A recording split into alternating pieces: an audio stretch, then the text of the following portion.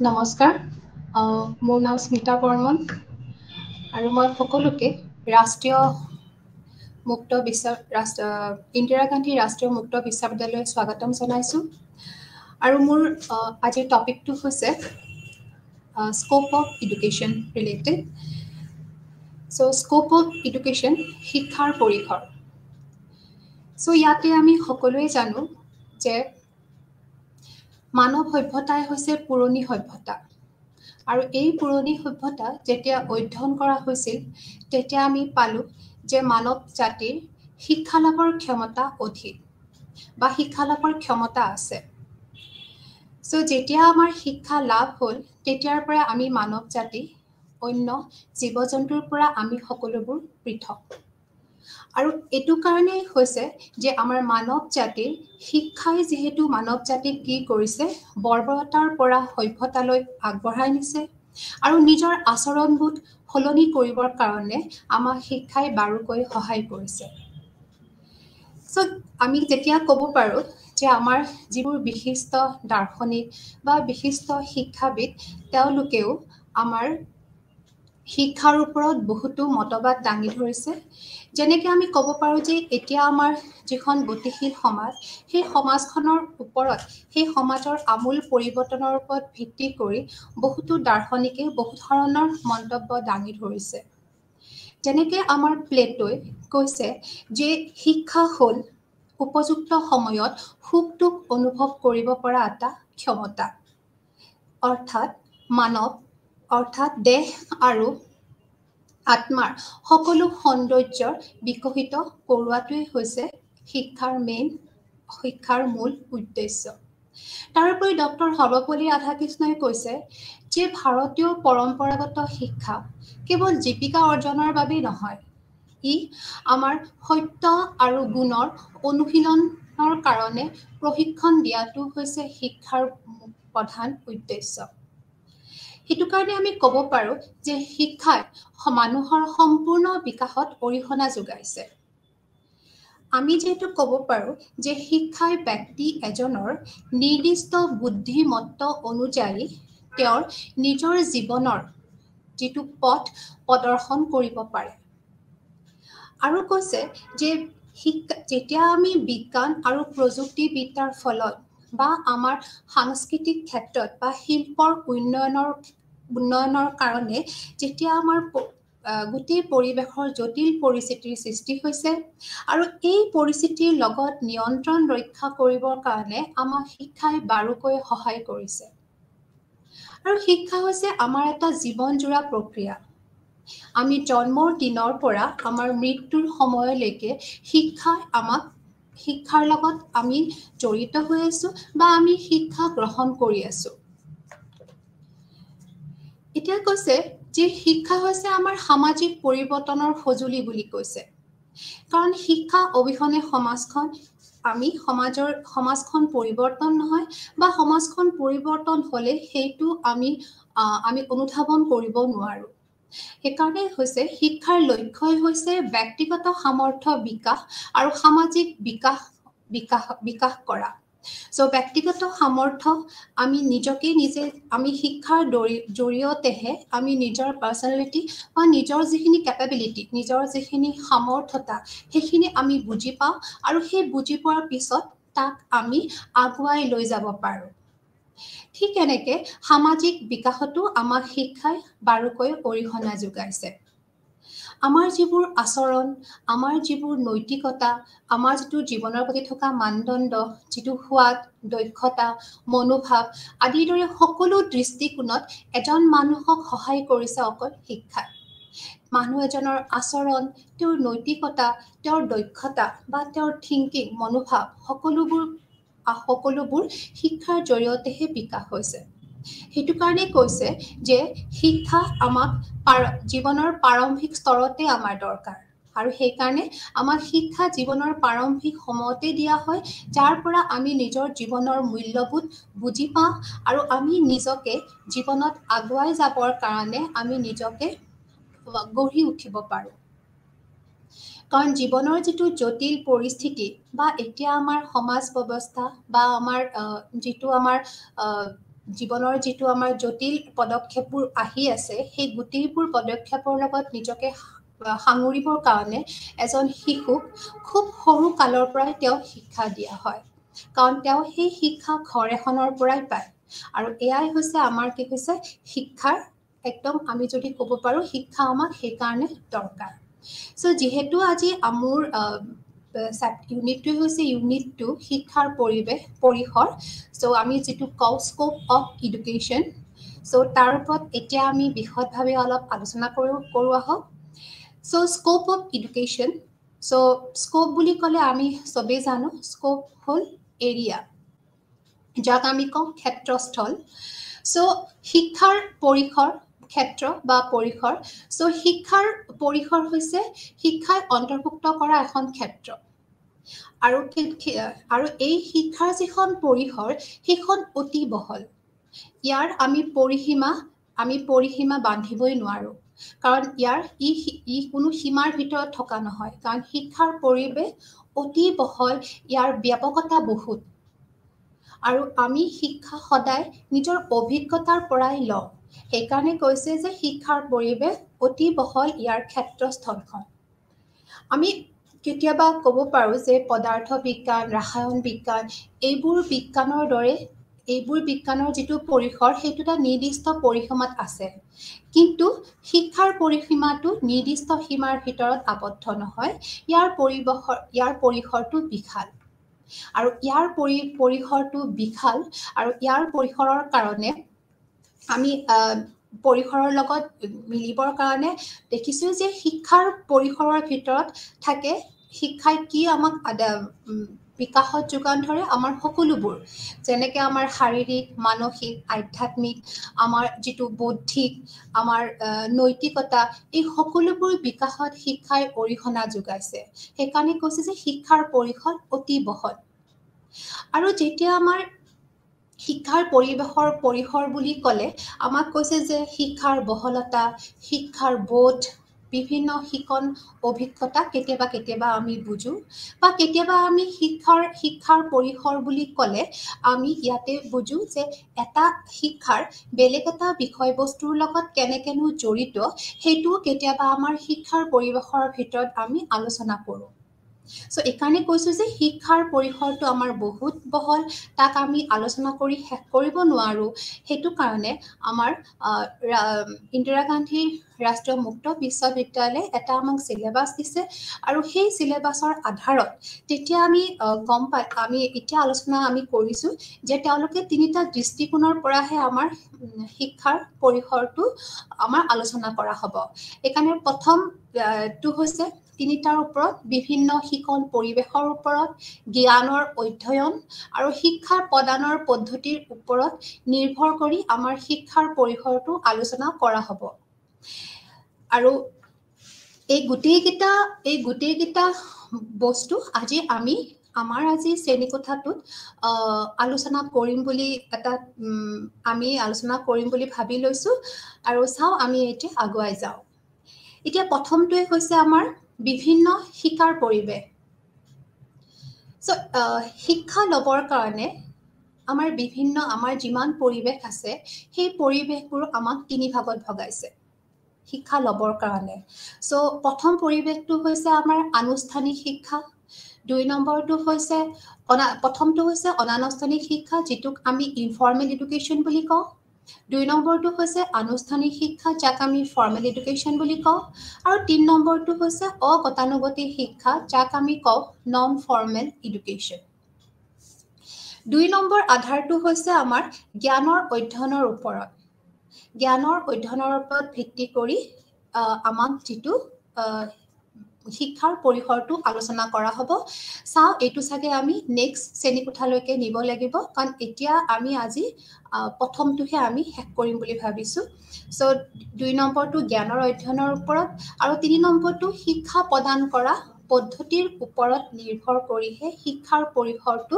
আমাৰ ইয়াতে আলোচনা কৰা হ'ব সো এতিয়া আমি আমাৰ প্ৰথমটোলৈ আকৌ ঘূৰি গৈছো যেটো হৈছে মই আগতে কৈছো আজি আমি বিভিন্ন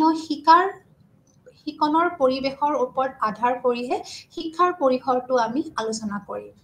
সো তাৰ কাৰণে মই প্ৰথমতে লৈছিলো মই সিলেবাস ওয়াইজ কৈছো যেহেতু তাতে আমাৰ প্ৰথমতে আছে অনানুষ্ঠানিক শিক্ষা যেটো আমাক কোৱা হয় যেটো আমাক আমাৰ প্ৰথমতে হৈছে অগতানুগতিক শিক্ষা যেটো আমাক কয় informal education so informal education বুলি ক'লে আমাৰ অগতানুগতিক মানে ইয়াতে কোনো নিৰ্দিষ্ট সিস্টেম নাই কোনো নিৰ্দিষ্ট ইয়াতে পৰিকল্পনা নাই অগতানুগতিক মানে স্বতঃস্ফূৰ্তভাৱে যিকোনো স্থানত যিকোনো সময়ত আমি যেতিয়া শিক্ষা লওঁ সেই তাক আমি কৈছো অগতানুগতিক শিক্ষা আৰু এই অগতানুগতিক শিক্ষাৰ কাৰণে আমাক কোনো ধৰণৰ আমাক সিলেবাস কোনো ধৰণৰ আমাক পাঠ্যক্ৰম দিয়া নাই আমি এই শিক্ষা ৰাতিপুৱা উঠাৰ পৰা আমি গ্ৰহণ কৰি আহিছো আৰু গম নোপোৱাকে গ্ৰহণ কৰি আহিছো গম নোপোৱাকে আমি অভিজ্ঞতাবোৰ আমি নিজে নিজে লৈ আছো সেইকাৰণে কৈছে অগতানুগতিক শিক্ষাত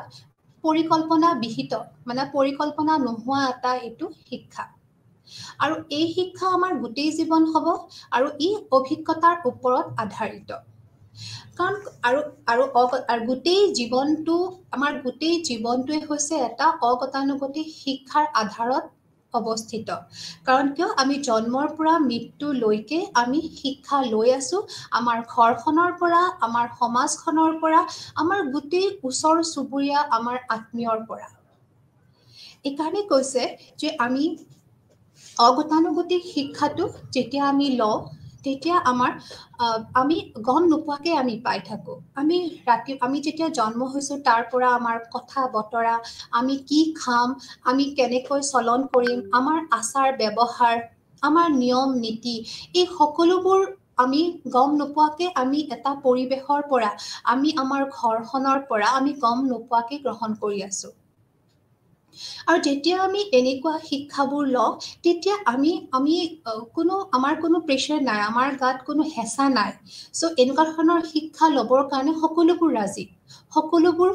সময়তে ৰাজি হয় এনেকুৱা সময়ত কাৰণ আমি নিজকে তৈয়াৰ কৰিব নালাগে আমি নিজকে প্ৰিপেয়াৰ কৰিব নালাগে যে মই আজি শিক্ষা লওঁ সেইটোৱে হৈছে অগতানুগতিক শিক্ষা যেনেকে আমাৰ ইয়াতে বেছিভাগ সোৰ্স বুলি যদি কওঁ আমি অগতানুগতিক শিক্ষাৰ সোৰ্স বুলি মানে উৎস বুলি কওঁ তেতিয়াহ'লে আমাৰ মেইনলি হ'ব আমাৰ ঘৰ সমাজ ধৰ্মীয় অনুষ্ঠান তাৰপিছত ৰেডিঅ' নিউজ বাতৰি কাকত দূৰদৰ্শন চলচ্চিত্ৰ তাৰপিছত আমাৰ হ'ব পুথিভঁৰাল তাৰপিছত হ'ব আমাৰ পথে বা ৰাস্তাত যিবোৰ আমাৰ বেনাৰ থাকে সেই সকলোবোৰ বস্তুৰ পৰাই আমি শিক্ষা লৈ আহিছো আমি যেতিয়া ওলাই যাওঁ তেতিয়া আমি যিখিনি শিক্ষা লওঁ সেই গোটেইখিনি অগতানুগতিক শিক্ষা কাৰণ কিয় ঘৰ এখনৰ পৰা আমি কি শিকো ঘৰ এখনৰ পৰা আমি আমাৰ সকলোবোৰ আমাৰ আচাৰ ব্যৱহাৰ চাল চলন এইখিনি আমি আমাৰ মাৰ পৰা আমাৰ অভিভাৱকৰ পৰা পাওঁ আৰু হেনেকে আমি ওচৰ চুবুৰীয়াৰ পৰাও আমি গোটেইখিনি আমি আমাৰ সমাজখনৰ কি ব্যৱস্থা আমি কেনেকে থাকিব লাগে আমাৰ পিন্ধন উৰণ গোটেইখিনি আমাৰ সমাজে যেন নিৰ্ধাৰিত কৰে তাৰোপৰি যিবোৰ আমাৰ আত্মীয় কুটুম আছে তেওঁলোকৰ তালে আমি যেতিয়া আমি তেওঁলোকৰ পৰা যিখিনি আমি কথাৰ আদান প্ৰদান পাওঁ বা তেওঁলোকৰ পৰা যিখিনি আমাৰ অনুভূতি আহে যিখিনি আমাৰ মৰম ভাল পোৱাৰ যিখিনি অনুভূতি আহে সেইখিনিও এটা শিক্ষা বুলি কৈছে যাক আমি খুব ধুনীয়াকে ক'ব পাৰো অগতানুগতিক শিক্ষা হেনেকে আমাৰ সমাজখন আমি জানো যে সমাজ এখন আমাৰ অকল মানৱৰ দ্বাৰাই ৰচিত নহয় বা মানৱ সমাজ নহয় ইয়াতে আমাৰ কি হয় সকলোবোৰ থাকে জীৱ জন্তু চৰাই চিৰিকটি গছ গছনি সকলোবোৰ থাকে আৰু এই সকলোবিলাকৰ লগত আমি যেতিয়া একেলগ হৈ আগবাঢ়ো তেতিয়া আমি এই সমাজখনে আমাক কি শিকাই দিয়ে যে আমি কেনেকুৱা ৰীতি নীতি কেনেকুৱা কেনেদৰে আমি শৃংখলাবদ্ধ হ'ব লাগে কেনেদৰে আমি নিয়মনাবৰ্তিতা আমি পালন কৰিব লাগে সামাজিক পৰম্পৰাবোৰনো কি আমি সেইবোৰ জানো তাৰপিছত আমাৰ আচাৰ ব্যৱহাৰ কেনেকুৱা হ'ব লাগে বা কেনেকুৱা হ'লে এখন সমাজে মোক গ্ৰহণ কৰিব সেইটো এখন সমাজৰ প্ৰভাৱ তো আমি কৈছো যে সমাজৰ পৰাও আমি এই শিক্ষা ল'ব পাৰো তাৰপিছত কৈছে আমাৰ ৰেডিঅ'টোতো খুব এটা সুন্দৰ মাধ্যম য'ত আমি কি হয় শিশুসকলে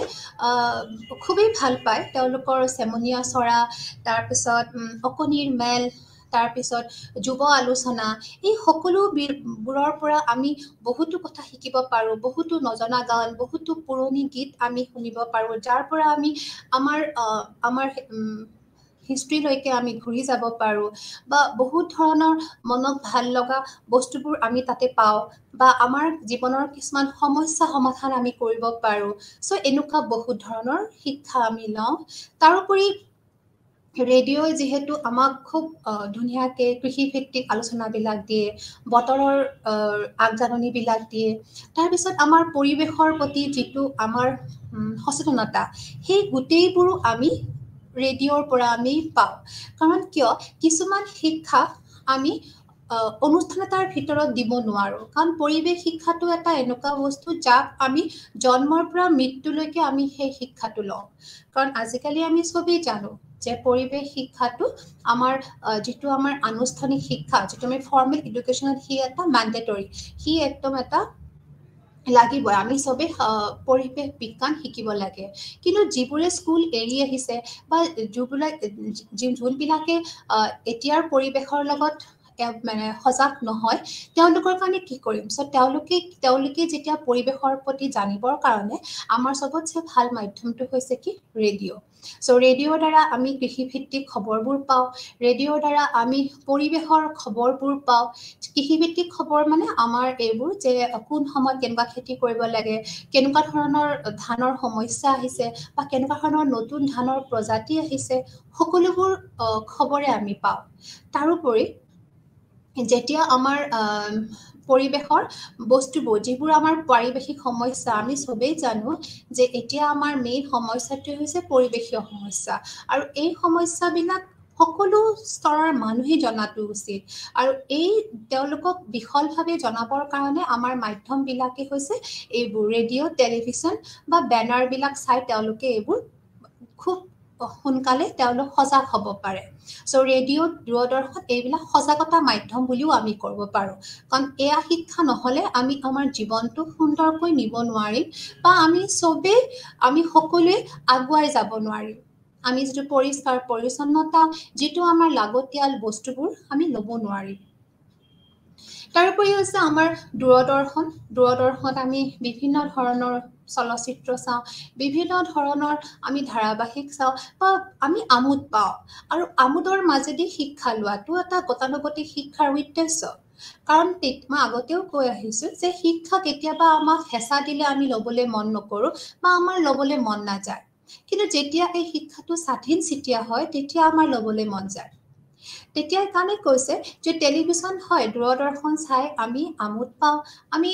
খুব উপভোগ কৰোঁ আৰু সেই উপভোগৰ মাজেৰে যদি আমি কিবা শিক্ষা লওঁ তেতিয়াহ'লে সেই শিক্ষা আমাৰ কাৰণে খুবেই চিৰস্থায়ী হৈ যায় আৰু আমি খুব নিজকে সফল অনুভৱ কৰোঁ তাৰোপৰি কৈছে যে টেলিভিছনৰ দ্বাৰা বা দূৰদৰ্শনৰ দ্বাৰা যেতিয়া আমি কিছুমান সৃষ্টিমূলক ক্ৰিয়াকলাপ দেখোঁ বা কিছুমান আমাৰ আধুনিক জগতখন দেখোঁ বা আমাৰ নিজৰ সংস্কৃতি দেখোঁ বা পশ্চিমীয়া সংস্কৃতি দেখোঁ তেতিয়া আমি সেইটো আমাৰ সেইটো অনুধাৱন হয় যে আমি কেনেকুৱা জেগাত আছোঁ আৰু কেনেকুৱা পশ্চিমীয়া সংস্কৃতি কেনেকুৱা বা তাৰ লগত খুব মিলাবৰ কাৰণে আমি কি কৰিব লাগে আৰু কি কৰিব নালাগে তাৰ বেয়া ফল ভাল ফল গোটেইখিনি আমি এনেকুৱা মাধ্যমৰ দ্বাৰাই আমি কি হৈ যাওঁ পৰিচিত হৈ যাওঁ নেক্সট আমি খুব ধুনীয়া উৎস এটা ক'ব পাৰোঁ সেইটো হৈছে কি আমাৰ বাতৰি কাকত কাৰণ কিয় আমি ৰাতিপুৱা শুই উঠিয়ে ঘৰত বাতৰি কাকতখন পাওঁ আৰু এই বাতৰি কাকতখন সমগ্ৰ বিশ্বত যিবোৰ আমাৰ খবৰ আছে আমি ৰাতিপুৱা চাহকাপৰ লগতে পাওঁ আৰু তাৰোপৰি আমাৰ ঘৰৰ মানুহখিনিৰ লগতে আমি সেই বাতৰিখিনিৰ ওপৰত আমি কি কৰিব পাৰোঁ এটা আলোচনাত বহিব পাৰোঁ ক'ৰবাত যদি যুদ্ধ বিগ্ৰহ হৈছে ক'ৰবাত যদি কিবা ৰাজনৈতিক অৰ্থনৈতিক আপছ এণ্ড ডাউন হৈছে মানে সফলতা বিফলতা হৈছে বা তাৰপিছত আমাৰ যিবোৰ খেল ধেমালি ক'ৰবাত যদি হৈ আছে তাৰ যিখিনি জিকা হৰাৰ যিখিনি আমি ঘৰত যিখিনি আমি ইভালুয়েশন কৰো মানে আমি ভাবো যে এখিনি কিহৰ কাৰণে ভুল হল কিহৰ কাৰণে হাৰিলে জিকিলে এই গোটেইখিনি বস্তু আমি খুব সুন্দৰকে পাওঁ আমি বাতৰি কাকতৰ যোগেদি সো হেতু এটা কি হৈছে আমাৰ গোটেইখিনি আমি এটা খুব সুন্দৰ এটা আমাৰ আহিলা বা সুন্দৰ এটা মাধ্যম আমাৰ বাতৰি কাকত তাৰোপৰি আমাৰ আছে কি এটা যিকোনো আমাৰ পুথিভঁৰাল কৈছিলো মই তো পুথিভঁৰালটো আমাৰ আমি সবেই জানো আমাৰ কিছুমান সামাজিক পুথিভঁৰাল থাকে কিছুমান আমাৰ শ্ৰেণী পুথিভঁৰাল থাকে আৰু এই পুথিভঁৰাল বিলাকত কৈ আমি আমাৰ নিজৰ ৰুচি মতে আমি আমাৰ কিতাপ পঢ়িব পাৰো কোনবাই ভ্ৰমণ কোনবাই কাহিনী কোনবাই নৈতিকতা যেনেকৈ হওক সবেই এইবোৰ কিতাপ পঢ়িব পাৰে আৰু এইবোৰ যেতিয়া আমি পঢ়ো আমি আমোদ পাওঁ আমাৰ নিজৰ কলা সংস্কৃতিৰ বিষয়ে বুজো বা আমি নিজকে কি কৰিব পাৰো গোটেই সমাজখনৰ যিখিনি আমি নজনা বস্তু আছে সেইখিনি আমি জানিবলৈ আমি কি কৰো আমি ইয়াতে সহায় পাম সো এজ এ হল এই গোটেইখিনি হৈছে আমি অগতানুগতিক শিক্ষাৰ এটা খুব উপকাৰিতা এতিয়া এই অগতানুগতিক শিক্ষাৰ মই আগতেও কৈছো কোনো সময়সীমা নাই কোনো তালিকা নাই কোনো আমাৰ টাইম টেবুল নাই আমি হয় ঘৰতো শিকো ৰাতিও শিকিব পাৰো ৰাস্তাত গলেও শিকিব পাৰো ভ্ৰমণত গলেও শিকিব পাৰো সেইকাৰণে এইটোত কোনো ধৰণৰ আমাৰ কি নাই সময় তালিকা নাই তাৰোপৰি ইয়াতে কোনো যোগ্য শিক্ষক বা প্ৰশিক্ষিত শিক্ষকৰ দৰকাৰে নাই প্ৰয়োজনেই নাই কাৰণ ইয়াতে আমি কৈছো যে আমি কেতিয়াবা এজন সৰু শিশুৰ পৰাও আমি শিকিব পাৰো বা কেতিয়াবা আমি ৰাস্তাৰে গৈ থকা যিকোনো এজন ৰিক্সা চালক বা যিকোনো এজন বনুৱাৰ পৰাও আমি কিছুমান জীৱনৰ কথা শিকিব পাৰো কাৰণ তেওঁলোকৰ জীৱনৰ অভিজ্ঞতা নিশ্চয় আমাতকৈ বেছি আৰু সেই অভিজ্ঞতাৰ পৰা আমি নিজকে অনুধাৱন কৰিব পাৰো যে সঁচাকৈ মানুহে কিমান স্তৰত আছে বা কাৰ কিমান সমস্যা আছে বা সেইবোৰ সমস্যানো তেওঁলোকে কেনেকৈ সমাধান কৰিছে সেইটো এটা খুব দৰকাৰী বস্তু সেইকাৰণে কৈছে যে এনেকুৱা শিক্ষাত কোনো যোগ্য শিক্ষক বা প্ৰশিক্ষণপ্ৰাপ্ত শিক্ষকৰ মানে দৰকাৰে নাই বা প্ৰয়োজন নাই আৰু ইয়াতে আমি আত্ম অনুশাসন কৰো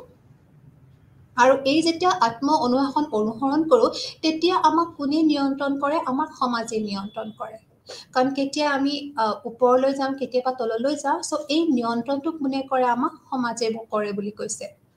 আৰু এই শিক্ষা প্ৰদান কৰোতে আমাক কোন ধৰণৰ ডিগ্ৰী বা কোনো প্ৰমাণ পত্ৰ আমাক নিদিয়ে যেতিয়া আমি যেতিয়া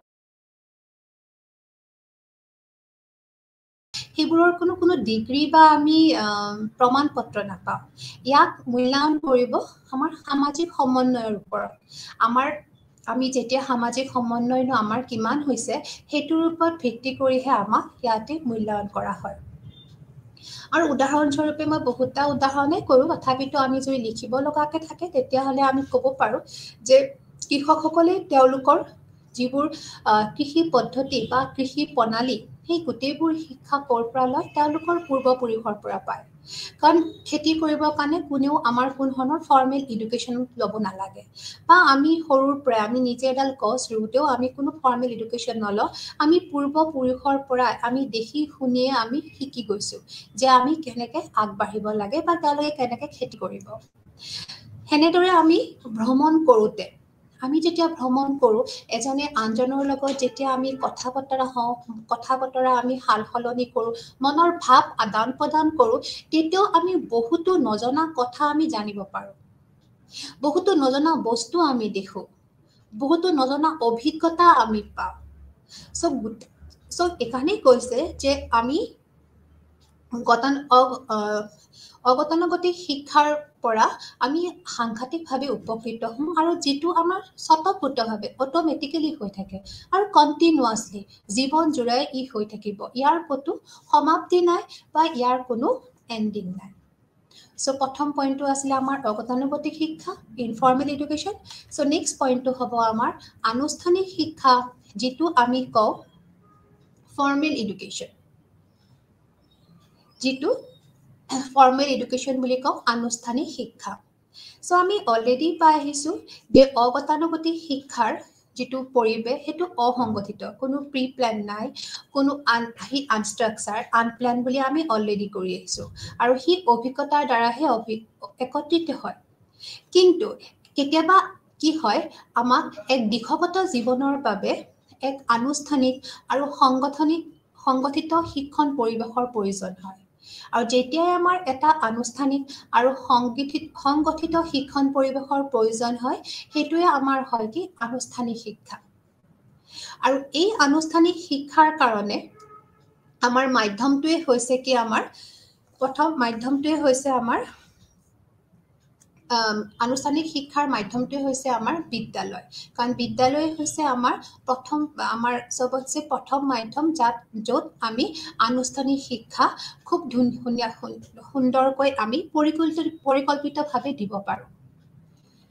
চ' ইয়াতে কৈছে যে যিটো আমাৰ বিদ্যালয়ৰ যিটো ধাৰণা, পূৰ্বতে আমাৰ ভাৰতবৰ্ষত কিন্তু এই বিদ্যালয়ৰ ধাৰণাটো নাছিল। তেতিয়া কি কৰিছিল, শিষ্যসকলে একত্ৰিত হয় আৰু তেওঁলোকে জীৱনৰ লগত জড়িত যিবোৰ কৌশল সেইবোৰ শিকে। কাৰণ জীৱনটো সুচাৰুৰূপে চলাই নিবৰ কাৰণে তেওঁলোকে কিছুমান কৌশল শিকে আৰু যাক আমি গুৰু গৃহ বুলি কওঁ।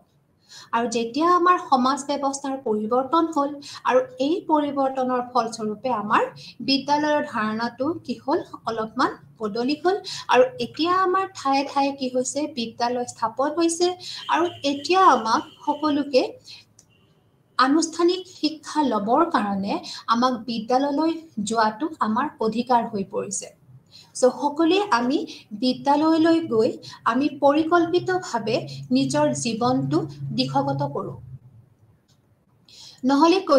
নহ'লে আমাৰ জীৱনৰ যিবোৰ ৰাস্তা সেইবোৰ আমি কেতিয়াবা পথভ্ৰষ্ট হৈ যাব পাৰোঁ। চ' এইকাৰণে ইয়াৰ আনুষ্ঠানিক শিক্ষাৰ যিকেইটা আমাৰ উৎস হৈছে সেইবোৰ আমি সকলোৱে জানো, বিদ্যালয়, মহাবিদ্যালয়, বিশ্ববিদ্যালয় আদি। এই গোটেইবোৰ জাগাত আমাৰ খুব ধুনীয়া পাঠ্যক্ৰম, স্থিৰ পাঠ্যক্ৰম থাকে। ইয়াৰ কিছুমান নিয়মিত লক্ষ্য থাকে, উদ্দেশ্য থাকে আৰু বিভিন্ন স্তৰ থাকে।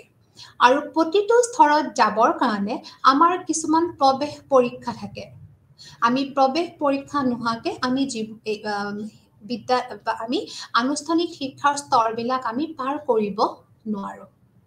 আৰু কি থাকে, সেই প্ৰতিটো পাঠ্যক্ৰমৰ কিছুমান নিৰ্দিষ্ট সময়সীমা থাকে, বয়সৰো সময়সীমা থাকে আৰু সেই পাঠ্যক্ৰমটো সম্পন্ন কৰাৰো কিছুমান সময়সীমা থাকে। চ' আমাৰ বিশিষ্ট দাৰ্শনিক যিটো জা পিয়াজেট, তেওঁ কৈছিলে যে শিশুসকলে হেনো নিজৰ বয়স অনুযায়ী শিক্ষা লাভ কৰিব পাৰে বা তেওঁলোকক নিজৰ বয়স অনুযায়ী শিক্ষা প্ৰদান কৰিব লাগে। যেতিয়া আমি বয়স অনুযায়ী শিক্ষা প্ৰদান কৰোঁ, তাৰ মানে আমি যিখিনি বয়সত যিখিনি শিক্ষা শিক্ষা ল'ব লাগে, আমি সেইখিনি শিক্ষাই আমি দিব লাগে। তাতকৈ আমি টনাজোৰাও কৰিব নালাগে বা আমি ঢিলা হৈ দিব নালাগে। আৰু কেতিয়াবা যদি কোনো শিশুই সেই বয়সৰ সীমাৰ ভিতৰত শিক্ষা লাভ নকৰে, তেতিয়া তেওঁৰ সেই সমস্যাবোৰ আমি চালি জাৰি চাব লাগে যে তেওঁনো কিয় সেইখিনি বয়সৰ ভিতৰত এইখিনি বস্তু তেওঁ গ্ৰহণ কৰিব পৰা নাই বা তেওঁ আয়ত্ত কৰিব পৰা নাই। আৰু সেই সমস্যাবোৰ সমাধান কৰি কিনে আমি তেওঁক জীৱনৰ পথত আগুৱাই নিব লাগিব, যিটো আমি আজিকালি সকলোবোৰ ক্লাছতে আমাৰ ৰিমিডিয়েল ক্লাছ বা তেওঁলোকক কাউন্সিলিং আমাৰ কৰা হয়, শিশুসকলক বিশেষকৈ। চ'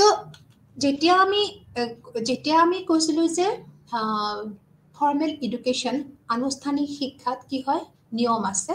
ইয়াতে আমাৰ নিয়ম বা অনুশাসনবোৰ কঠোৰ, বহু বেছি কঠোৰ হয় যদিও আমাৰ কিছুমান জেগাত আমাক তাক ফ্লেক্সিবল, নমনীয়ও কৰা হৈ যায়।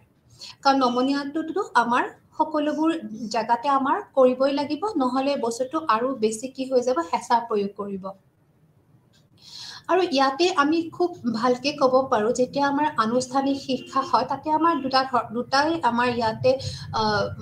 হেৰি থাকে, এটা হ'ল শিক্ষা, এটা হ'ল ছাত্ৰ আৰু এটা হৈছে আমাৰ শিক্ষক। ছাত্ৰসকলেতো শিক্ষা গ্ৰহণ কৰিব আৰু শিক্ষকসকলৰ দায়িত্ব হ'ব খুব সুন্দৰকৈ শিক্ষা প্ৰদান কৰা। চ' যেতিয়া শিক্ষকসকলে শিক্ষা প্ৰদান কৰিব, চ' তেওঁলোক কি হ'ব লাগিব, খুব সুন্দৰকৈ তেওঁলোক প্ৰশিক্ষণপ্ৰাপ্ত হ'ব লাগিব। আৰু তেওঁলোক প্ৰশিক্ষণপ্ৰাপ্ত আৰু লগতে তেওঁলোকে নিজে এজন সেই বিষয়বস্তুৰ ওপৰত নিজে এজন ভালকে তেওঁৰ কমপ্লিট তেওঁৰ জ্ঞান থাকিব লাগিব তেওঁৰ সম্পূৰ্ণ জ্ঞান থাকিলেহে তেওঁ বিভিন্ন শিক্ষণ কৌশল ব্যৱহাৰ কৰি শিশুসকলক বুজাব পাৰিব বা শিশুসকলক সেই তেওঁৰ বিষয়বস্তুটো ভালকৈ তাতে তেওঁলোকক দিব পাৰিব আৰু যেহেতু এই গোটেইখিনি হৈছে এখন আনুষ্ঠানিক শিক্ষা এখন বিদ্যালয়ৰ ভিতৰত তো তাতে আমাৰ সেই সকলোবোৰ শিক্ষণ কৌশল তেওঁ ব্যৱহাৰ কৰি শিশুজনক সেই বিষয়বস্তু আয়ত্ত কৰাত খুব ভালকে সহায় কৰিব লাগিব আৰু কি হয় তেওঁ যদি শিক্ষণ কৌশল ব্যৱহাৰ কৰে তেতিয়া তেওঁৰ শ্ৰেণীকোঠাটো সফল হয় তেওঁৰ যিটো সেইদিনাৰ লক্ষ্য বা উদ্দেশ্য আছিল সেইখিনিও তাৰ সফল হয় তেওঁৰ ক্লাছটো কেতিয়াও মিছ নহয় বা এনেই গুচি নাযায় তেওঁৰ ক্লাছটো সাৰ্থক ক্লাছ হয় সো এইকাৰণে কৈছে যে এই যেতিয়া পাঠ্যক্ৰমটো বনোৱা হয় যেতিয়া আমাৰ আনুষ্ঠানিক শিক্ষাৰ পাঠ্যক্ৰম যেটো আমাৰ বনোৱা হয় এই পাঠ্যক্ৰমটো বনাওঁতে আমাৰ খুব প্ৰিপ্লেন হয় আৰু প্ৰিপ্লেন মানে আমাৰ পৰিকল্পনাটো খুব বেছি দৰকাৰ হয় তাৰ কাৰণে এখন আমাৰ কমিশন থাকে আমাৰ বহুত ধৰণৰ ষ্টেপ থাকে যোনে এই গোটেইখিনি পাঠ্যক্ৰমটো তেওঁলোকে কি কৰে চোৱা চিতা কৰি থাকে বা তেওঁলোকে সময়ে সময়ে মূল্যায়ন কৰি থাকে সেইকাৰণে আমি প্ৰায়ে পাওঁ যে 10-20 বছৰৰ মূৰে মূৰে আমাৰ গোটেই কাৰিকুলামটো বা গোটেই চিষ্টেমটো আমাৰ চেঞ্জ হয় কিয়নো আমাৰ এই পাঠ্যক্ৰমবিলাক আমাৰ সজোৱা হয় শিশুসকলৰ নিজৰ ৰুচিৰ ওপৰত ভিত্তি কৰি তেওঁলোকৰ নিজৰ সামাজিক ব্যৱস্থাৰ ওপৰত ভিত্তি কৰি তেওঁলোকৰ নিজৰ সাংস্কৃতিক কালচাৰেল বেছৰ ওপৰত ভিত্তি কৰি বনায় বা তেওঁলোকৰ যিটো ইণ্ডিভিজুৱেল ডিফাৰেঞ্চ তেওঁলোকৰ যিটো এটাৰ পৰা আনটো যে কিমান ডিফাৰেণ্ট হয় তাৰ ওপৰত ভিত্তি কৰি আমাৰ কি কৰা হয় এই পাঠ্যক্ৰমবিলাক বনোৱা হয় আৰু লগতে সমাজ ব্যৱস্থা যেতিয়াই আমাৰ পৰিৱৰ্তন হয় যেতিয়া আমাৰ সমাজ ব্যৱস্থা পৰিৱৰ্তন হয় তেতিয়াই কি হয় আমাৰ কেইবছৰমানৰ পিছত আমাৰ সেই পাঠ্যক্ৰমটো বদলি কৰা আমি দেখিছোঁ কাৰণ কিয়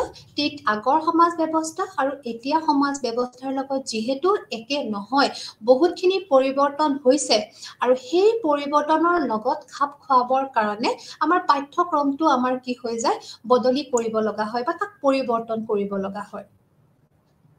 আৰু এনেকুৱা কৰিলে কি হয় আমাৰ গোটেই শিক্ষাৰ যিটো মেইন মূল উদ্দেশ্য সেই উদ্দেশ্যটো আমাৰ খুব ভালকে সমাধা হয় বা আমি সফলতা অৰ্জন কৰিব পাৰোঁ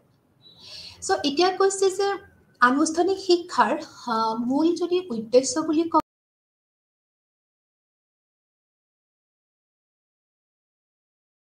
সো ব্যক্তিত্ব বিকাশ বুলি ক'ব লাগিলে আমাৰ বহুতখিনি বস্তু এটা সাঙুৰি থাকে এজন ব্যক্তিৰ ব্যক্তিত্ব বিকাশ কৰাটো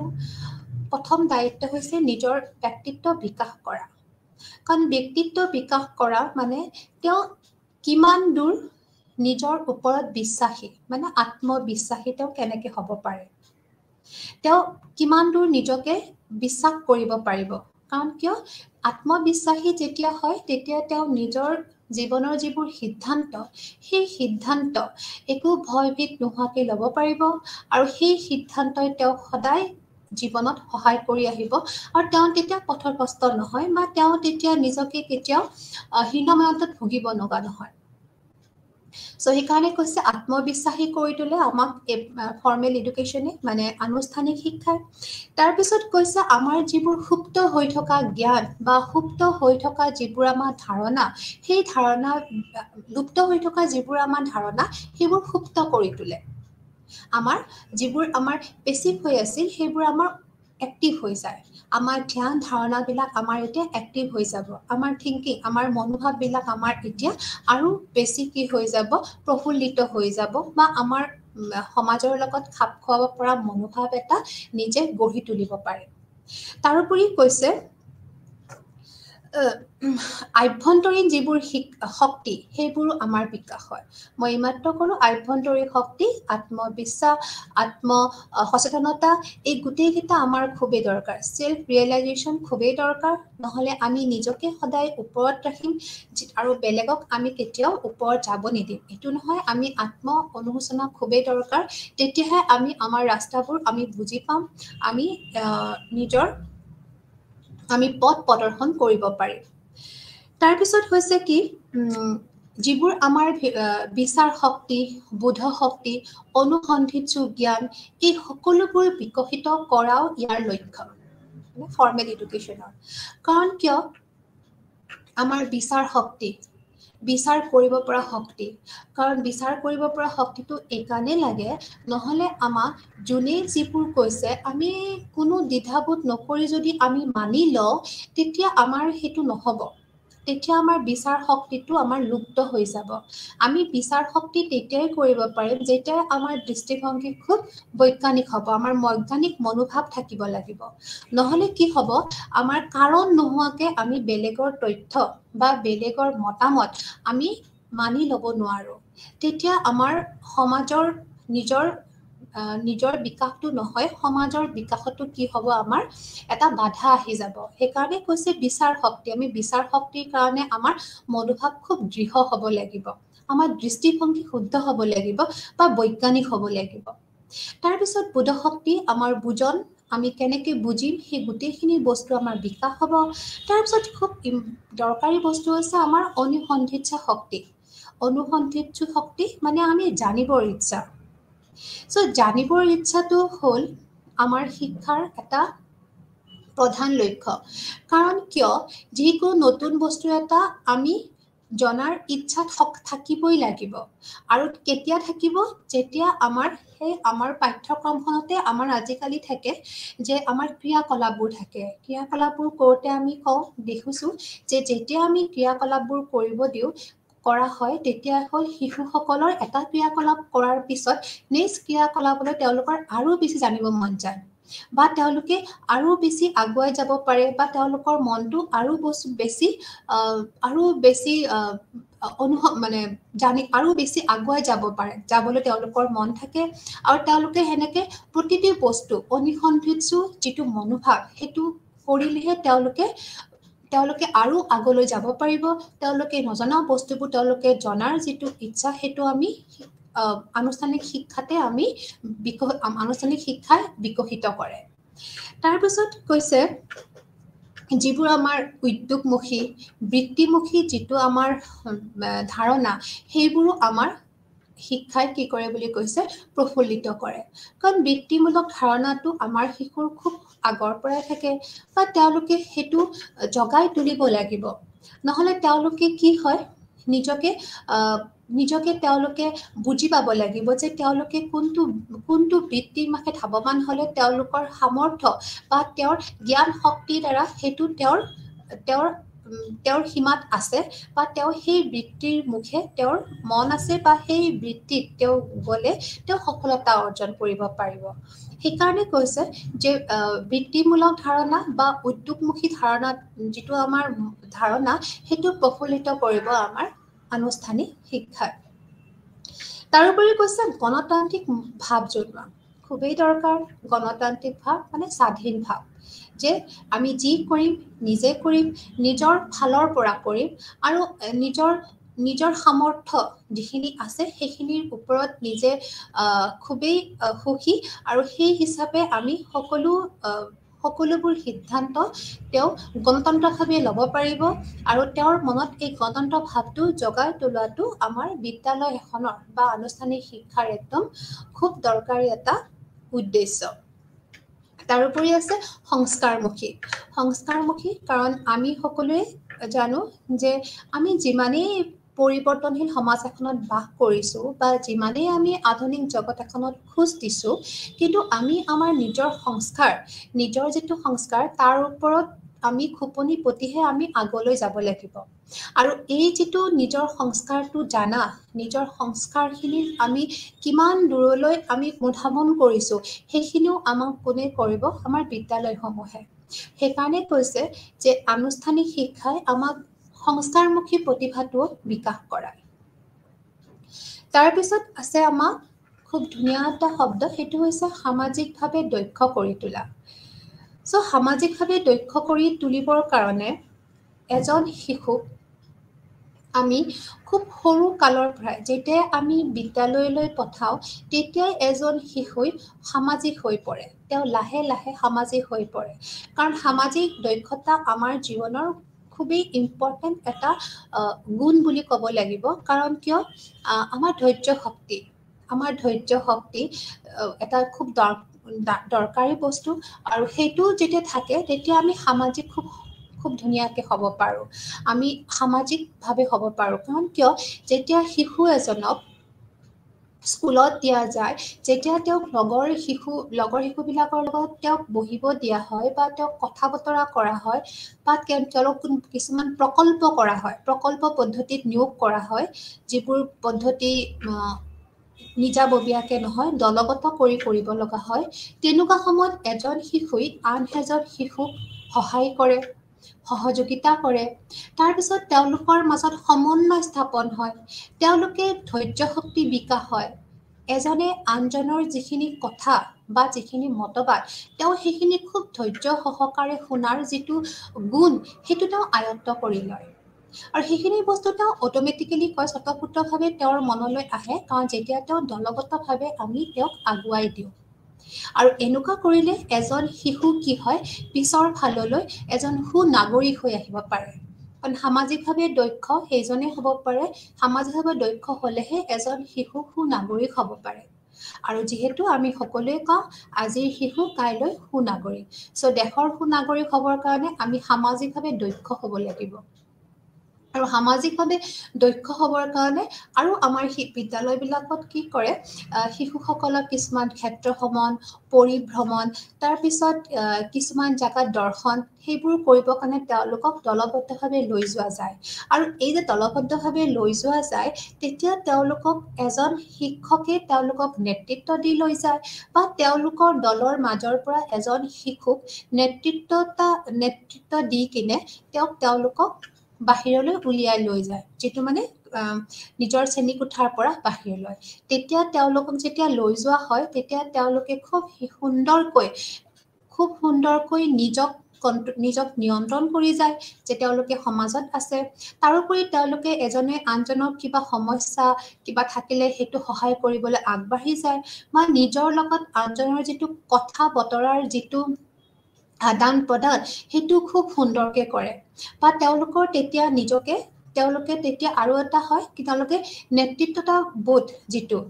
লিডাৰশ্বিপ কোৱালিটি, নেতৃত্বতা গুণ, সেই গুণটো তেওঁলোকৰ মাজত অট'মেটিকেলি সেইটো বিকাশ হৈ আহে। কাৰণ যিটোৱে তেওঁক পিছৰ সময়ত তেওঁক আৰু বেছি সহায় কৰিব। কাৰণ ঘৰ এখন চলাবলৈ, এখন সমাজ চলাবলৈ আমাক যিটো লিডাৰশ্বিপ কোৱালিটিটো খুবেই দৰকাৰ। কাৰণ তেতিয়াহ'লে আমি গম পাম যে আমি এখন ঘৰ বা এখন সংসাৰ বা এখন সমাজ আমি খুব সুন্দৰকৈ পৰিচালনা কৰিব পাৰিম। এই গোটেইখিনিয়ে হৈছে আমাৰ আনুষ্ঠানিক শিক্ষাৰ বা আমাৰ ফৰ্মেল এডুকেশ্যনৰ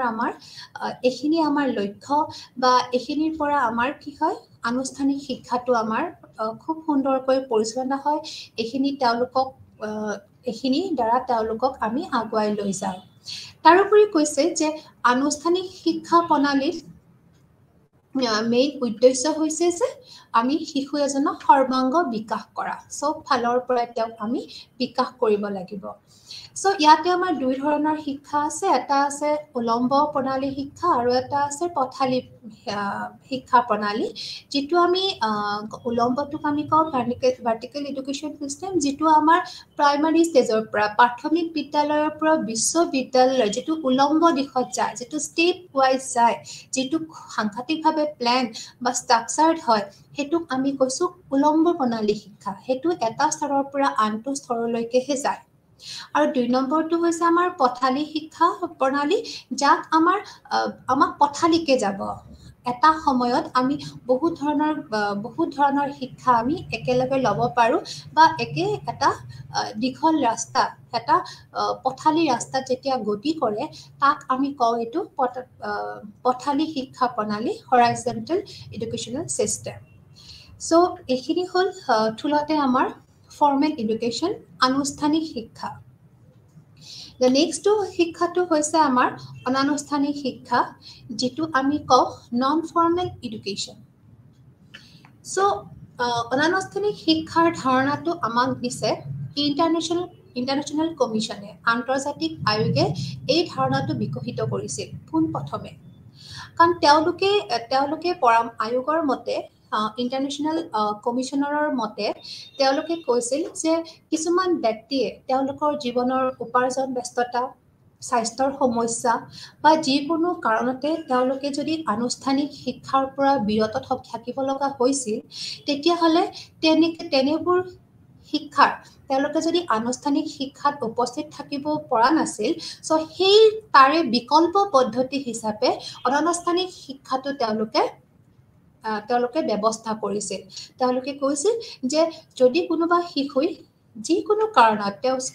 তেওঁ খুব কম বয়সত স্কুল ত্যাগ কৰিব লগা হ'ব পাৰে বিদ্যালয় ত্যাগ কৰিব লগা হ'ব পাৰে বা তেওঁৰ বিদ্যালয়লৈ যাওঁতে কোনো কাৰণত তেওঁ দেৰি হ'ব পাৰে বা সময়মতে তেওঁ স্কুলত যাব নোৱাৰিব পাৰে তেতিয়াতো তেওঁ পঢ়াৰ পৰা বা শিক্ষা লাভৰ পৰা তেওঁক আমি দূৰত ৰাখিব নোৱাৰোঁ তেতিয়া তেওঁ কি কৰিব পাৰি আমি অনানুষ্ঠানিক শিক্ষাবিলাকত আমি লৈ যাব পাৰোঁ আৰু এই অনানুষ্ঠানিক শিক্ষা আমি আৰু এটা নাম দিছো সেইটো হৈছে অনুষ্ঠানবিহীন শিক্ষা কাৰণ ইয়াতে শিক্ষা এটা দিয়া হ'ব কিন্তু কোনো ধৰণৰ পৰিকল্পিত এখন আমাৰ ইয়াতে অনুষ্ঠান আমাৰ নাথাকে ইয়াতে আমাৰ ইয়াতে বস্তুবোৰ খুব কিছুমান আমাৰ ইয়াতে অলপ নমনীয়তা অৱলম্বন কৰা হয় সো এতিয়া কি কৈছে যিবোৰ শিশুই সময়মতে স্কুল যাব পৰা নাই বা কিবা কাৰণত স্কুল ত্যাগ কৰিছে তেওঁলোকক আকৌ পুনৰ আমি আনুষ্ঠানিক শিক্ষালৈ নিব নোৱাৰোঁ কাৰণ আনুষ্ঠানিক শিক্ষাৰ দুৱাৰ এখন বুলিয়ে কৈছে এবাৰ তেওঁলোকে ত্যাগ কৰাৰ পিছলৈ যাব নোৱাৰে কাৰণ তেওঁলোকৰ এটা সময়সীমা থাকে আৰু সেই সময়সীমাৰ ভিতৰত তেওঁলোকে যদি যাব নোৱাৰে তেতিয়াহ'লে তেওঁলোকে আনুষ্ঠানিক শিক্ষা ল'ব নোৱাৰে সো হেতুৰ বিকল্প হিচাপে আমাৰ অনানুষ্ঠানিক শিক্ষা এতিয়া প্ৰৱৰ্তন হৈছে আৰু ই এটা নতুন ধাৰণা বুলি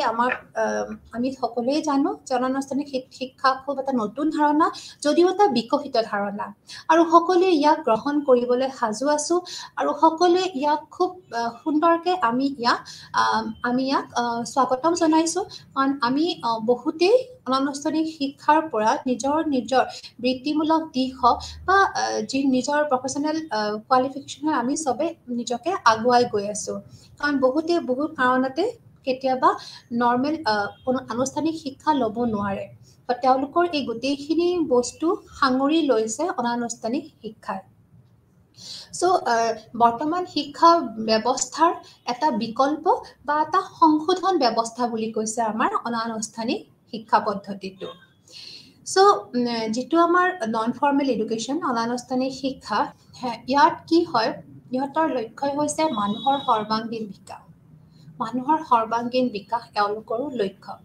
সো ইয়াৰ কি হৈছে আনুষ্ঠানিক শিক্ষা যেনেকৈ আমাৰ কিছুমান সময়সীমা সময়সূচী আছিলে শ্ৰেণী আছিল কিছুমান কাৰ্যসূচীৰ ম্যাদ আছিল বা সেইবোৰ সম্পূৰ্ণ কৰিবৰ কাৰণে আমাৰ কিছুমান তাতে টাইম বাউণ্ডিং আছিল বা কিন্তু অনানুষ্ঠানিক শিক্ষাত সেই টাইম বাইণ্ডিংখিনি নাই বা তাৰ তলত এনেকুৱা কোনো ধৰণৰ ষ্ট্ৰিক্ট টাইম টেবুল আমাৰ ইয়াতে আমি নাপাওঁ বা এনেকুৱা ধৰণৰ কোনো শ্ৰেণীটো সম্পূৰ্ণ কৰিবৰ কাৰণে এইখিনি কাৰ্যসূচী আছে এনেকুৱা ধৰণৰ আমি ইয়াতে খুব ষ্ট্ৰিক্ট আমি ৰুল ইয়াতে নাথাকে এটা যদিও কিছুমান নিয়ম আছে কিন্তু সেই নিয়মবোৰ শিশুসকলৰ বা যিজন ব্যক্তিয়ে কৰিব তেওঁৰ একদম নিজা তেওঁৰ প্ৰয়োজন সাপেক্ষে এইবোৰ কৰা যায় তেওঁলোকে পৰিকল্পনা কৰিছে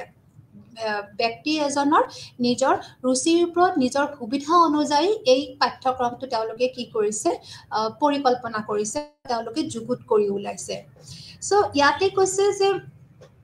অনানুষ্ঠানিক শিক্ষাৰ লক্ষ্য হৈছে দেশৰ বুজন সংখ্যক ল'ৰা ছোৱালীক আনুষ্ঠানিক শিক্ষাৰ চাৰিবেৰলৈ টানি আনা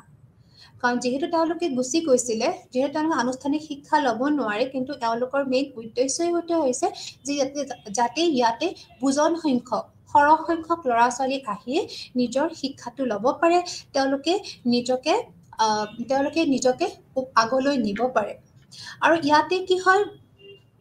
যোগ্যতাৰ প্ৰমাণ পত্ৰ এখন দিয়া যায় আৰু এই প্ৰমাণ পত্ৰখনৰ লগত তেওঁলোকৰ সামৰ্থ্য চাই কিনে বৃত্তিমূলক কামতো ইয়াক নিয়োগ কৰাব পাৰি বৃত্তিমূলক কামতো এওঁলোকক নিয়োগ কৰা হয় আৰু প্ৰধানকৈ অনানুষ্ঠানিক শিক্ষাৰ বেছিভাগ ছাবজেক্টেই হৈছে বা বেছিভাগ বিষয়বস্তুৱেই হৈছে বৃত্তিমূলক শিক্ষাৰ লগত জড়িত কাৰণ তেওঁলোকৰ উদ্দেশ্যটোৱে হৈছে যে শিশু এজনে এনেকুৱা শিক্ষা লোৱাৰ পিছত তেওঁ যাতে কোনোবা এটা ভাল বৃত্তিত তেওঁ নিজকে কি কৰিব পাৰে তাতে তেওঁ এবজৰ্ব হ'ব পাৰে বা তাতে তেওঁ নিজকে সোমাব পাৰে আৰু ইয়াতে কৈছে যে দৰিদ্ৰ বা যিবোৰ কম সুবিধা পোৱা শিশু আছে তেওঁলোকক যাতে বহুত বেছি সহায় কৰিব পাৰে এইটোও হৈছে এটা অনানুষ্ঠানিক শিক্ষাৰ কি এটা মূল লক্ষ্য কাৰণ দৰিদ্ৰ বা কম সুবিধা পোৱা ল'ৰা ছোৱালীয়ে কেতিয়াবা বহুত সময়ত আমি দেখিছোঁ তেওঁলোকে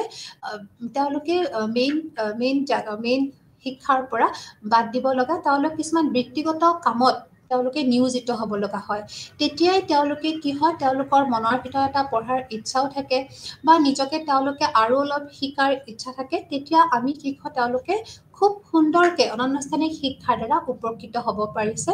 আৰু তেওঁলোকে নিজৰ যিটো বৃত্তি আৰু বেছি তেওঁলোকে নিজকে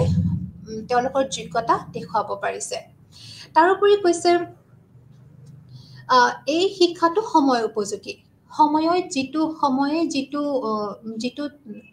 যিটো বিচাৰে সেই সময়ৰ হিচাপতে এই শিক্ষাটো দিয়া হয় বা ইয়াৰ পাঠ্যক্ৰমবোৰ সজোৱা হয় বা ইয়াত যিবোৰ ছাবজেক্ট দিয়া হয় যিবোৰ তেওঁলোকৰ ডিগ্ৰী দিয়া হয় এইবোৰ কৈছে সময় উপযোগী সময়ে যিটো ডিমাণ্ড কৰে সেই ডিমাণ্ড মতে তেওঁলোকে এইটো খুব সুন্দৰকৈ তেওঁলোকে এইটো পৰিকল্পনা কৰে আৰু তাৰোপৰি এই শিক্ষাৰ দ্বাৰা সামাজিক চেতনাবোধৰো সৃষ্টি হয় সমাজৰ প্ৰতি যিটো দায়বদ্ধতা যিটো চেতনাবোধ সেইটোও কৈছে আমাৰ অনানুষ্ঠানিক শিক্ষাৰ দ্বাৰা কিন্তু বিকশিত হয় কাৰণ যেতিয়া আমি কি হয় যিমানে আমি পাঠ্যক্ৰম পঢ়িছোঁ বা যিমানে আমি পাঠ্যক্ৰমৰ লগত আমি বহুতখিনি কথা শিকিব পাৰিছোঁ আৰু সেইখিনি শিক্ষাই তেওঁ সমাজত খুব সুন্দৰকৈ নিজকে পৰিচয় কৰি দিব পাৰে আৰু সমাজৰ প্ৰতি যিটো দায়বদ্ধতা যিটো চেতনাবোধ সমাজখনক বুজিবৰ কাৰণে যিটো আমাক দৰকাৰ সেইখিনি তেওঁলোকে খুব সহজে তেওঁলোকে উপলব্ধ কৰিব পাৰে তাৰোপৰি কৈছে এই শিক্ষাবিলাক বৃত্তিমূলক শিক্ষা হয় আৰু লগতে বেছিকৈ পৰিৱেশ ভিত্তিক শিক্ষা হয় কাৰণ পৰিৱেশৰ প্ৰতি সচেতনতা খুবেই দৰকাৰ আমাক আৰু যেতিয়া আমাক পৰিৱেশৰ প্ৰতি আমি সজাগ হ'ব লাগে তেতিয়া আমি পৰিৱেশৰ লগত জড়িত যিকোনো ধৰণৰ ছাবজেক্ট পঢ়িবৰ কাৰণে অনানুষ্ঠানিক শিক্ষাই আমাক খুব ধৰণে আমাক সহায় কৰি আহিছে বা তেওঁলোকে বহুত ধৰণৰ বিষয়বস্তু বা বহুত ধৰণৰ পাঠ্যক্ৰম তেওঁলোকে আমাৰ মাজলৈ আনি দিছে আৰু যাক আমি সকলোৱে খুব অন্তৰৰ পৰা আমি স্বাগতম কৰিছোঁ আৰু আমাৰ আজিৰ যিটো হৈ আছে ইন্দিৰা গান্ধী ৰাষ্ট্ৰীয় মুক্ত বিশ্ববিদ্যালয় তেওঁলোকো এই অনানুষ্ঠানিক শিক্ষাৰ এটা অংশ আৰু তেওঁলোক বেষ্ট হৈছে কাৰণ কিয় তেওঁলোকে বহু ধৰণৰ তেওঁলোকৰ দ্বাৰা বহু ধৰণৰ শিশু বা বহু ধৰণৰ ব্যক্তি উপকৃত হৈ আছে চ' এই গোটেইখিনিৰ পৰা আমি এইটোৱে ক'ব পাৰোঁ যে আমাৰ যিকোনো ধৰণৰ পৰিৱেশ যিকোনো ধৰণৰ মানে আমাৰ এই তিনিটা পৰিৱেশ আমি তিনিটা ধৰণৰ পৰিৱেশতে আমি গম পাইছোঁ যে আমি সকলো সময়ত আমাৰ শিক্ষা লাভৰ কোনো আমাৰ কি নাথাকে আমি যেতিয়া ইচ্ছা কৰোঁ আমাৰ যেতিয়া সৎ ইচ্ছা থাকে তেতিয়া আমি আমাৰ শিক্ষা ল'ব পাৰোঁ আৰু এই শিক্ষাই আমাক কি কৰিছে আমাক আমাৰ নিজৰ যোগ্যতা অনুযায়ী আমি নিজৰ জীৱনটো খুব সুন্দৰভাৱে আমি পৰিচালনা কৰিব পাৰিছোঁ আৰু জীৱনৰ যিটো গুণগত মানদণ্ড সেইটো আমি কি কৰিব পাৰিছোঁ বৃদ্ধি কৰিব পাৰিছোঁ বা আমি জীৱনৰ মানদণ্ড আমি বুজিব পাৰিছোঁ যে ভেলু অফ লাইফ গোটেইখিনিয়ে আমাক শিক্ষাত সহায় কৰি আহিছে সো এই গোটেইখিনি আমাৰ হৈছে শিক্ষাৰ ওপৰত শিক্ষাৰ পৰিসৰটো আগতেও মই কৈ আহিছোঁ শিক্ষাৰ পৰিসৰখন অত্যন্ত বহল তাতে যেহেতু আমাক সিলেবাস ওয়াইজ পঢ়াব দিছে সেইকাৰণে আজি সিলেবাসটো আছিলে শিক্ষাৰ পৰিসৰৰ ওপৰত নেক্সট যদি আমি শ্ৰেণীকোঠা আৰু লওঁ তেতিয়াহ'লে আমি নেক্সট ষ্টেপলৈ যেনেকৈ জ্ঞানৰ ওপৰত আৰু আমাৰ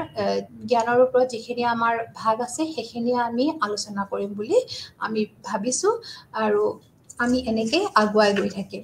সো থুলমূলতে আমি এইখিনিয়ে পালোঁ যে অগতানুগতিক শিক্ষা আমি আমাৰ ঘৰ অভিভাৱক সমাজ ব্যৱস্থা ধৰ্মীয় অনুষ্ঠান আৰু গোটেইখিনি আমাৰ গণমাধ্যমৰ পৰা বা মই আগতেও কৈছোঁ বেনাৰ এখনৰ পৰাও আমি অকস্মাত কিবা এটা আমি জ্ঞান লাভ কৰিব পাৰোঁ সো সেইটো হৈছে অগতানুগতিক শিক্ষা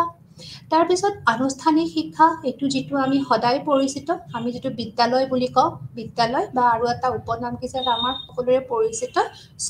স্কুলত আমি কি কৰিব পাৰোঁ আনুষ্ঠানিক শিক্ষা ল'ব পাৰোঁ য'ত আমি সকলোবোৰ বস্তু খুব সুন্দৰকৈ পৰিকল্পনা বা খুব সুন্দৰকৈ সুসংগঠিত হৈ থাকে তাৰ দ্বাৰা আমি আনুষ্ঠানিক শিক্ষা ল'ব পাৰোঁ আৰু এই আনুষ্ঠানিক শিক্ষাত দুটাই খুব ইম্পৰ্টেণ্ট বস্তু এটা হৈছে শিক্ষক আৰু এটা হৈছে কি আমাৰ ছাত্ৰ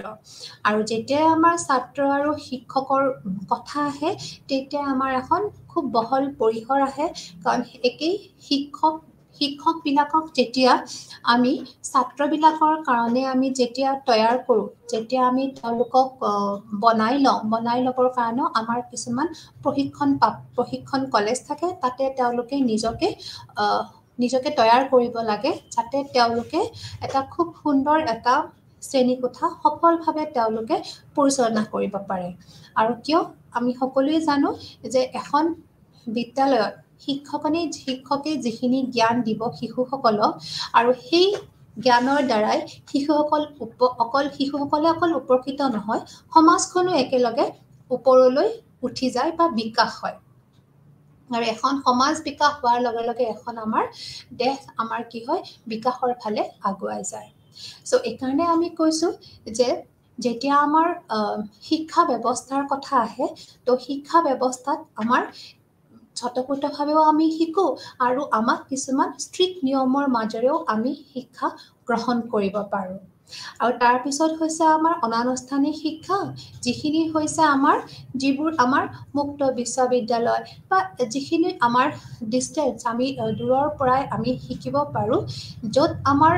বহুত নিয়ম নীতি নাই যদিও তেওঁলোকে কি কৰিছে অনুষ্ঠানবিহীন কৰি আমি ডেইলি অনুষ্ঠানত যাব নালাগে তথাপিতো আমি অনুষ্ঠানত গৈ যিখিনি শিক্ষা ল'ব পাৰোঁ সেই একেধৰণৰ শিক্ষা আমি অনানুষ্ঠানিকভাৱে আমি ল'ব পাৰোঁ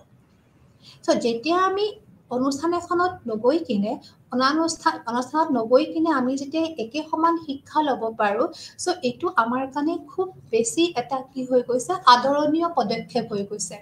আৰু ইয়াৰ দ্বাৰা আমাৰ এতিয়া সমাজৰ বহলভাৱে এটা বিকাশ হৈ গৈছে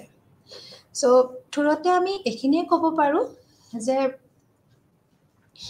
যেতিয়া আমি অনানুষ্ঠানিক শিক্ষা লওঁ তাতে আমাৰ কি হয় বিশেষকৈ চেল্ফ লাৰ্ণিঙত বেছি আমাৰ উদগনি দিয়ে মানে চেল্ফ লাৰ্ণিং আত্মশিকাত কাৰণ যেতিয়া আমাৰ অনানুষ্ঠানিক শিক্ষা দিয়া হয় চেল্ফ লাৰ্ণিং যে আমি নিজে শিকোঁ নিজে পঢ়োঁ নিজকে বেছিভাগ সময়ত আমি ইভালুৱেট কৰি আমি নিজকে পঢ়োঁ তাৰপিছত ইয়াত কোনো বয়সৰ সীমা নাথাকে অনানুষ্ঠানিক শিক্ষাটো সেই একে বয়সৰ সীমা নাথাকে আমি যিকোনো সময়ত আমি শিক্ষা গ্ৰহণ কৰিব পাৰোঁ আৰু পাঠ্যক্ৰমবিলাক বেছিভাগ অনুকূলিত আৰু শিক্ষাৰ্থীৰ প্ৰয়োজনীয়তাৰ ওপৰত গুৰুত্ব দিয়া হয় শিক্ষাৰ্থীয়ে যিমান তেওঁৰ দৰকাৰী সেইটো আমাৰ খুব অধ্যয়ন বা খুব ৰিচাৰ্চ কৰি এই কিতাপবোৰ বনোৱা হয় যাৰ দ্বাৰা পাঠ্যক্ৰমবোৰ খুব অনুকূলিত হয় আৰু কিন্তু ইয়াতো প্ৰমাণ পত্ৰ আৰু ডিগ্ৰী দিয়া হয় কাৰণ ইয়াতে মূল্যায়ন কৰা হয় আৰু এই মূল্যায়নৰ আধাৰত তেওঁলোকক প্ৰমাণ পত্ৰ আৰু ডিগ্ৰী দিয়া হ'ব আৰু সেই ডিগ্ৰী প্ৰমাণ পত্ৰ আৰু নিজৰ যোগ্যতাৰ ওপৰত ভিত্তি কৰি এজন ব্যক্তিয়ে নিজৰ বৃত্তিত যোগদান কৰিব পাৰে সো এইখিনি হ'ল আমাৰ পৰিসমাপ্তি। এতিয়া আমি প্ৰায় পৰিসমাপ্তিলৈ আহিছোঁ, কাৰণ আমি ইয়াতেই পাইছোঁ যে বিভিন্ন শিক্ষাৰ পৰিৱেশে আমাক বিভিন্ন অভিজ্ঞতা প্ৰদান কৰে। অনানুষ্ঠানিক শিক্ষা অতি গুৰুত্বপূৰ্ণ, যিটো আমি ঘটনাক্ৰমে অৱগত হ'বলৈ আৰু জ্ঞান আহৰণ কৰিবলৈ সুবিধা পাওঁ। এইটোৱে আমাক আনুষ্ঠানিক শিক্ষা গ্ৰহণ কৰাত পুনৰ সহায় কৰে। আনুষ্ঠানিক আৰু অনানুষ্ঠানিক দুই ধৰণৰ শিক্ষাই আমাক বিভিন্ন শিকাৰ পৰিৱৰ্তে শিকাৰ অভিজ্ঞতাহে প্ৰদান কৰে। সো এই গোটেইখিনি হ'ল আমাৰ আজিৰ শ্ৰেণীকোঠাটো, আৰু এই শ্ৰেণীকোঠাত আমি আজি পৰিৱেশৰ ওপৰত শিকিলোঁ যে শিক্ষাৰ পৰিৱেশৰ ওপৰত ভিত্তি কৰি আমি কিমান দূৰ আমি শিকিবলৈ পাওঁ। সো আমি আৰু নেক্সট শ্ৰেণীকোঠা ল'ম, নেক্সট ক্লাছ ল'ম, আৰু সেই নেক্সট ক্লাছত আমি আকৌ শিক্ষাৰ পৰিসৰৰ ওপৰত আৰু বহলভাৱে আমি আলোচনা কৰিম। সো ইয়াতে আমি আজি সমাপ্তি কৰিলোঁ। ধন্যবাদ।